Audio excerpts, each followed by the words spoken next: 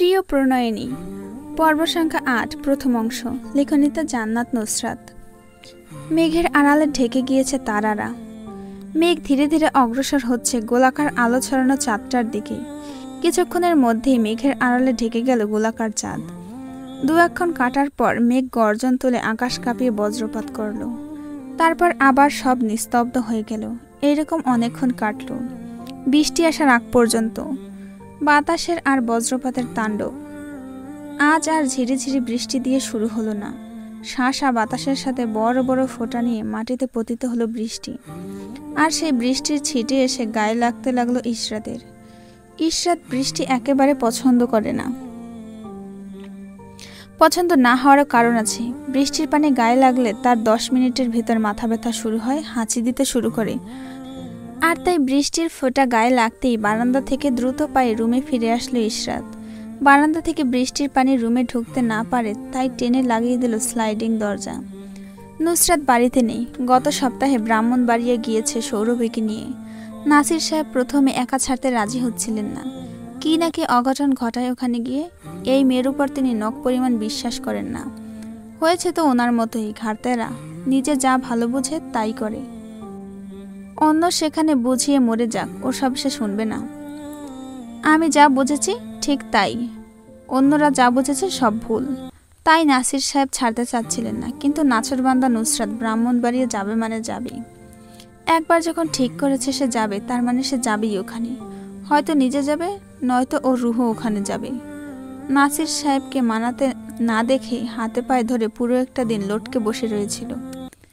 তাকে যাওয়ার পারমিশন না দিলে সে নাসির সাহেবকে বাড়ি থেকে বের হতে দিবেন না, এমনকি ওয়াশরুমেও যেতে দিবে না। শেষ পর্যন্ত নুসরাতের ঘাড়তারামিতে হার মেনে নাসির সাহেব পারমিশন দিয়ে দিলেন তাকে ব্রাহ্মণবাড়িয়া যাওয়ার জন্য। ইশরাত মনে করেন যাওয়াই উচিত। এই অসুস্থ পরিবেশ থেকে বের হয়ে বাইরে কোথাও। এইভাবে হসপিটালে দিনরাত পড়ে থাকলে নুসরাত নিজেও অসুস্থ হয়ে যেত। তাই না চাইতেও ইশরাতের কথায় নাসির সাহেব একা ছেড়েছেন নুসরাতকে। মেহরিন্নেসার শরীর আগের মতোই খারাপ, কোনো উন্নতি হয়নি। গত 2 দিনে আরও বেশি অবনতি হয়েছে। তারপরও ডাক্তাররা থেমে যাচ্ছেন না। তাদের না থামবার জন্য মোটা অঙ্কের একটা অংশ নাসির সাহেবকে খরচ করতে হচ্ছে। ইশরাতের সাথে জাইনের আর দেখা হয়নি হসপিটালে সেদিনের দেখা হওয়ার পর থেকে। হসপিটালের লাস্ট দিন জাইনকে রেখেই বাড়ি ফিরে এসেছিল সে আর নুসরাত। লিপি বেগম আর হেলাল সাহেবের সাথে দেখা হয়েছিল হসপিটালের করিডোরে, সাথে ইরহামও ছিল। ইরহাম তাদের দুজনকে পরিচয় করিয়ে দিয়েছে নতুন করে বড় বাবা আর বড় মায়ের সাথে। ইশরাত সুন্দর করে দুইজনের সাথে কুশল বিনিময় করলেও নুসরাত তা করেনি। মুখ ঘুরিয়ে রেখে দেওয়ালের দিকে তাকিয়ে নির্বিকার কণ্ঠে শুধু হেলাল সাহেবকে সালাম জানিয়েছে। সেটাও আসসালামু আলাইকুম বলেনি, বলেছে সালাম আলাইকুম। ইশরাতের সালামের জবাবে হেলাল সাহেব মিছিমিছি হেসে শুধু জিজ্ঞেস করেছিলেন, কেমন আছো মা? ইশরাত মুখ দেখেই আন্দাজ করতে পেরেছিল হেলাল সাহেবের ঠোঁটের ঝুলানো মেকি হাসি। সেই হাসি দেখেই তার মুখের হাসিটা নিভে গিয়েছিল। তারপর নিষ্ক্রিয় গলায় জবাব করেছিল, জি ভালো। এতটুকুই কথা হয়েছিল হেলাল সাহেবের সাথে। বড় বাবার বিষয়ে কোনো কথা না তোলায় সেও আর তেমন কিছু তোলেননি। হাতের রোলেক্স সাবমেরিনের 2 টোনের সাদা পাথরের কাজ করা ঘড়িটায় চোখের সামনে তুলে ধরল আরুষ। 10 মিনিট প্রায় শেষের দিকে। এতক্ষণে হয়তোবা ভাই, বাবা, মা সকলেই তাদের লাগেজ নিয়ে নিচে উপস্থিত হয়ে গিয়েছে। সোহেদ সাহেব আর সোহেব সাহেব শুধু আজ বাড়িতে অনুপস্থিত। একজন অফিসে, অন্য একজন হসপিটালে দাদির কাছে। আরুষ লাগেজের হ্যান্ডেল ধরে ধীরে ধীরে টেনে নিয়ে আসলো লাগেজ নিচে। বড় সাইজের লাগেজটা খুব সতর্কতার সহিত নিচে নামিয়ে আনলো। এমনভাবে আনলো যাতে একটু জোরে টান দিলেই লাগেজ ফেটে যাবে, নয়তো লাগেজ কষ্ট পাবে। ইরহাম তেরা চোখে তাকিয়ে নাক কুচকাল। নাক কুচকানোর শেষে চোখ উপরে তুলতেই আরুষকে তার দিকে ছোট ছোট চোখ বানিয়ে থাকতে দেখে একযোগে হেসে ফেলল। বাহিরে হাসি হাসি মুখ থাকলেও ভেতরে বিতৃষ্ণায় শেষ হয়ে যাচ্ছে সে। ইরহাম মনে করছিল আরুষ একজন জেন্টেলম্যান, কিন্তু এই বেটা যদি দেশে না আসতো তাহলে সে কখনোই জানতে পারতো না এই বেটা এত খারুশ। যেদিন দেশে এসেছিল সেদিনই তাকে 5টা চড় মেরেছে। কেউ কি দেশে এসে নিজের ছোট ভাইকে এইভাবে থাপড়ায়? কেউ না পারলেও এই বেটায় থাপড়ায়। সামান্য কল না ধরায় তাকে 2টো থাপ্পড় মেরেছে, আর দ্বিতীয়বার একটা মেরেছিল দৌড় দেওয়ার জন্য, এরপর 2টো খেয়েছিল, একটা ভুল ইনফরমেশন দেওয়ার জন্য, আর একটা নুসরাতের হুডি আর মাস্ক পরিহিত ফটো পাঠানোর জন্য। এখানেও কি তার দোষ? ওই পাগল মহিলাই তো তাকে দিয়ে অ্যাস্থেটিক পিক তোলায়। তার কি দোষ যদি মুখ না বের করে ছবি তোলে? কথাগুলো ভাবতে ভাবতে ইরহামের হাত গালের কাছে চলে গেল। এখনো গালে ব্যথা রয়ে গিয়েছে তার। 2 দিন তো মুখ নড়াতেই পারেনি 5টা থাপ্পড় খাওয়ার জন্য, আর সাথে মাংসও খেতে পারেনি। সব মাংস একাই 2 ভাই খেয়ে নিয়েছিল। তার মাকেও দেখেছিল কিরকম আদর আপ্যায়ন করে খাওয়াচ্ছিল, যেন নিজের ছেলের বিয়ে দেবে এই পোলাদের সাথে। ইরহামের মুরগির লেগ পিসের কথা মনে পড়তেই মুখ গোমরা হয়ে গেল। ঝর্ণা বেগম কি ভেবে সব মাংসের টুকরো তার 2 চাচাতো ভাইকে ঢেলে দিলেন। প্লেটে তাকে একটা পিসও দেননি, শুধু 4টা মুরগির হাড় আর একটা মাত্র বুকের অংশ দিয়েছে। কত আশা নিয়ে বসেছিল মুরগির মাংস খাবে বলে। হায় তার কপাল!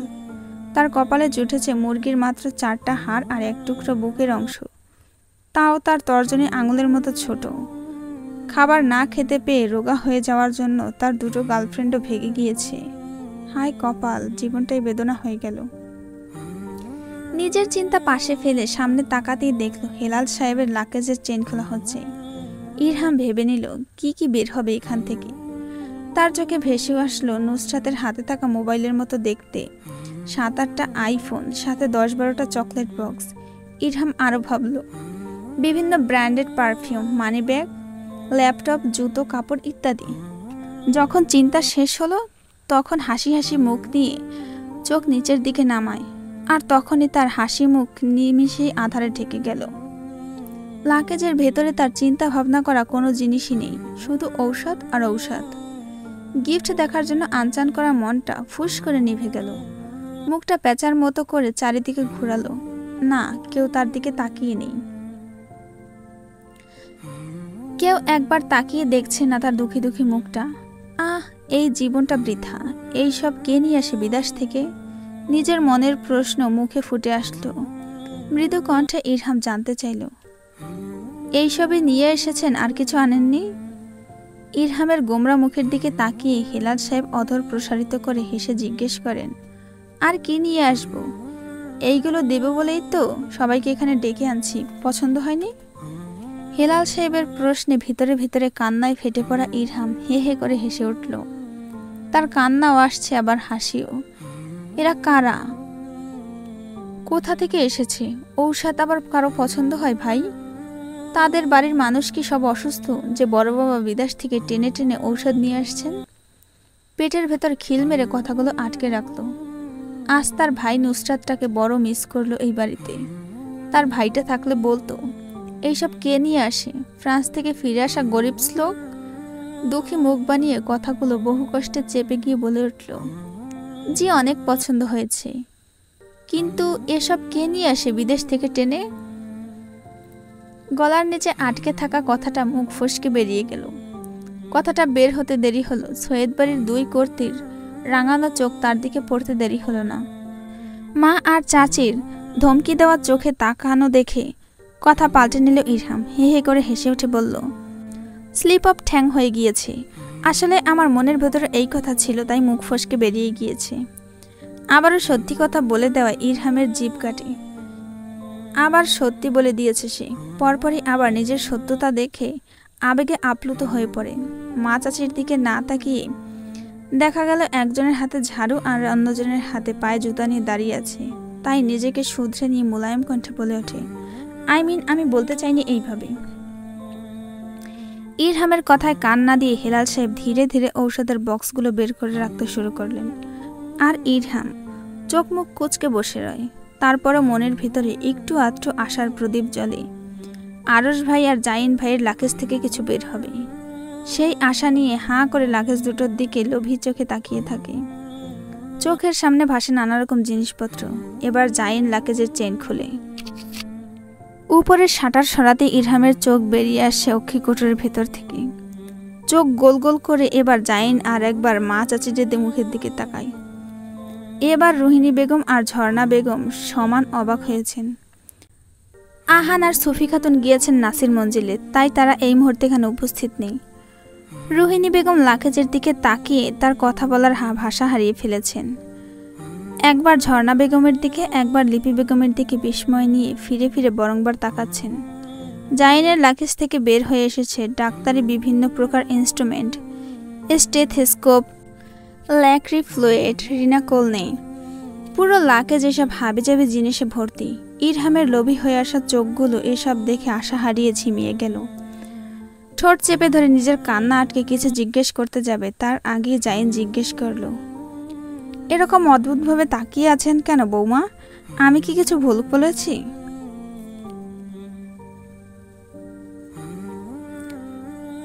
এরকম অদ্ভুতভাবে তাকিয়ে আছেন কেন বৌমা?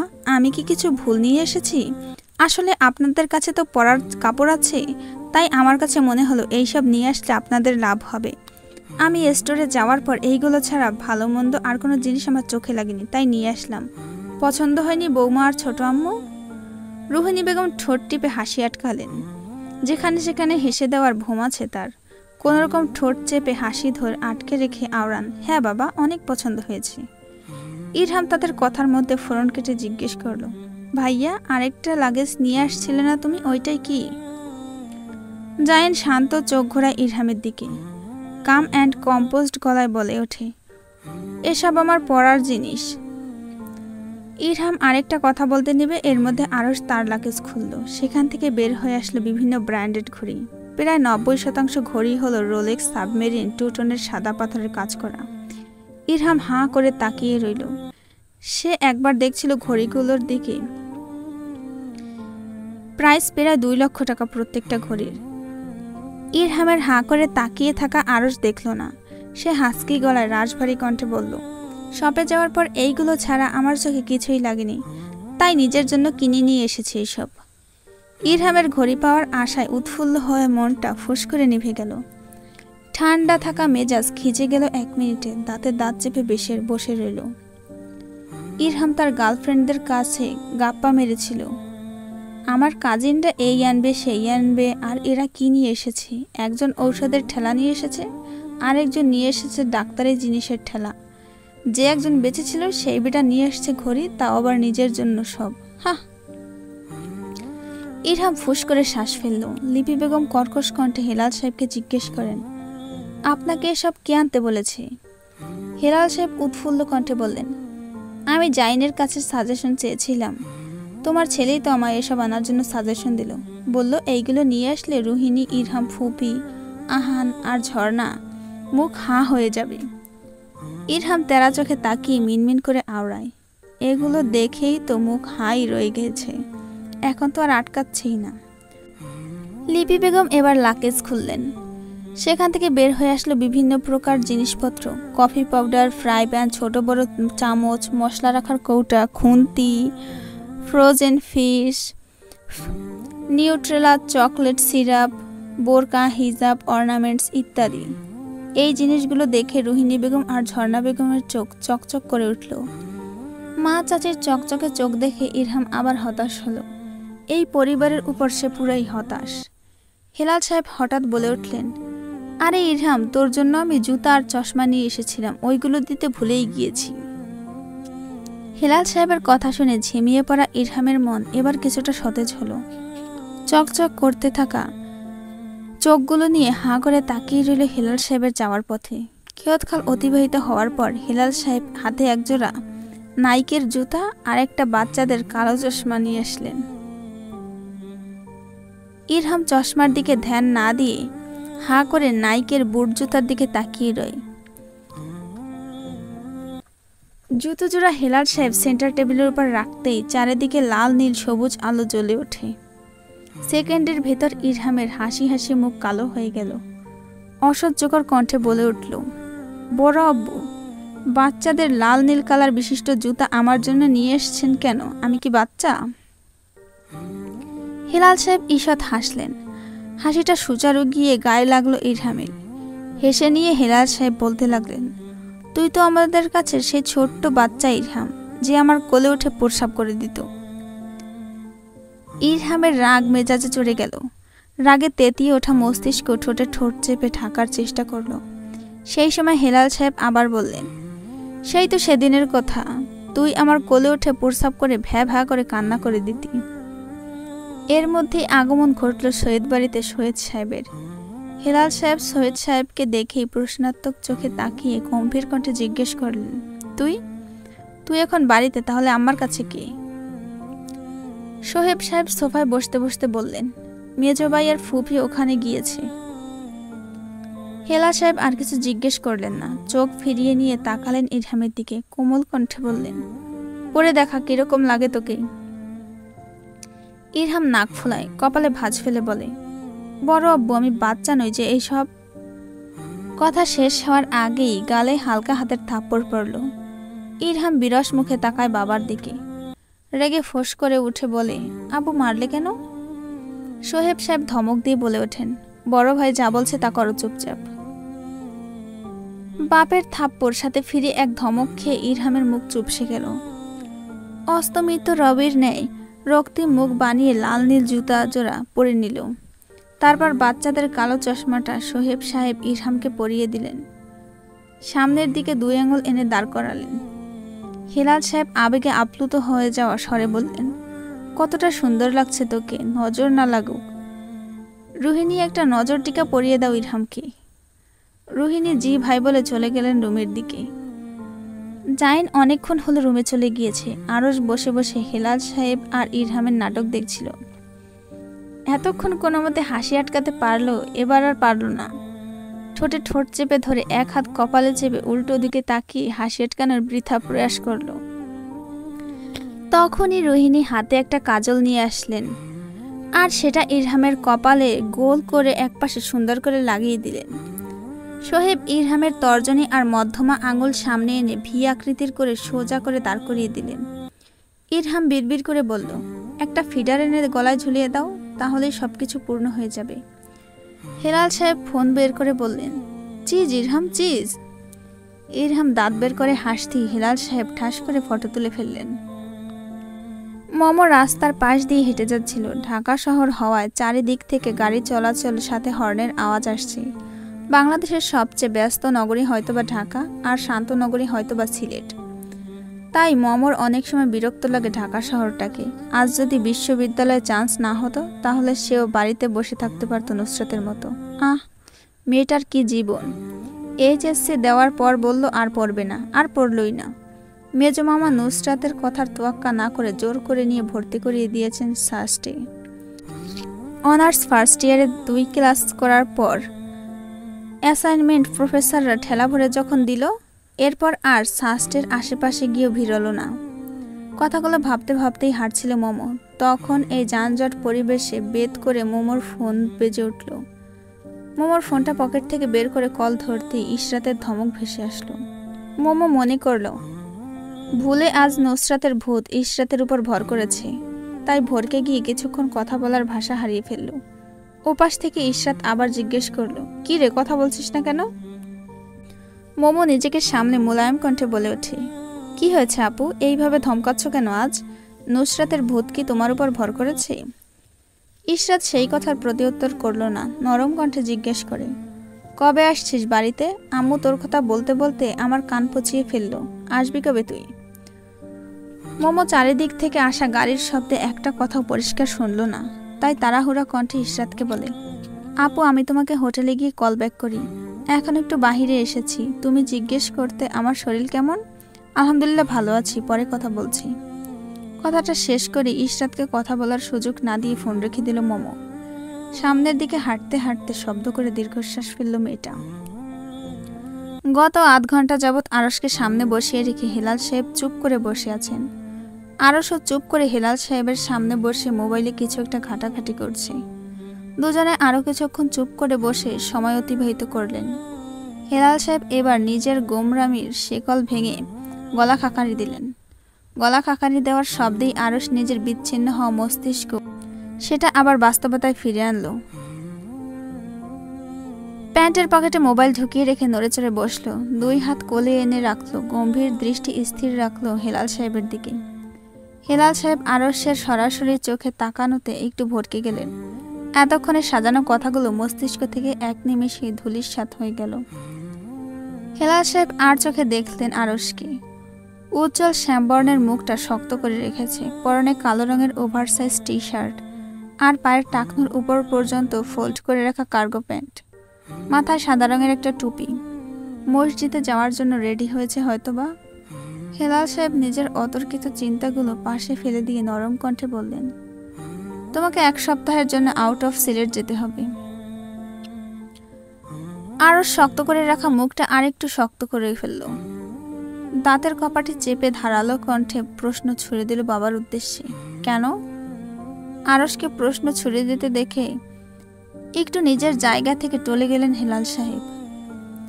একযোগে চেয়ে থেকে নিষ্প্রাণ কণ্ঠে বললেন, আমি কেন টানার উত্তর দিতে পারবো না। তুমি যাচ্ছ মানে যাচ্ছ, এটাই আমার ফার্স্ট অ্যান্ড লাস্ট ডিসিশন। আরশ নিষ্প্রাণ চোখে চেয়ে রইল হেলাল সাহেবের দিকে। শ্যামবর্ণের ধারালো স্কিন শেভ চোয়ালে হাত বুলাতে বুলাতে অব্যক্ত অভিন্নতায় কঠোর গলায় গম্ভীর কণ্ঠে জানতে চাই, এটা তো বলবেন কোথায় যাব? কখন থেকে বলতেই চাইছেন যাও যাও যাও, কোথায় যাব সেটাই তো বলছেন না। আরশের নিরট হয়ে যাওয়া শ্যামবর্ণের মুখের দিকে তাকিয়ে হেলাল সাহেব মাথা নাড়ালেন, আনন্দিত কণ্ঠে আওড়ালেন, ব্রাহ্মণবাড়িয়া। আরশের ভুরু যুগল কুঁচকে গেল। একপাশে ভুরু কুঁচকে কপালের মাঝে হালকা ভাঁজ ফেলে ভরাট স্বরে জানতে চাইল, ব্রাহ্মণবাড়িয়া কেন? হেলাল সাহেব মর্মাহত হলেন। এই ছেলে ভুলে গিয়েছে নাকি ব্রাহ্মণবাড়িয়া কার বাড়ি? পিট পিট করে আরশের দিকে তাকিয়ে আওড়ান, তুমি ভুলে গিয়েছো?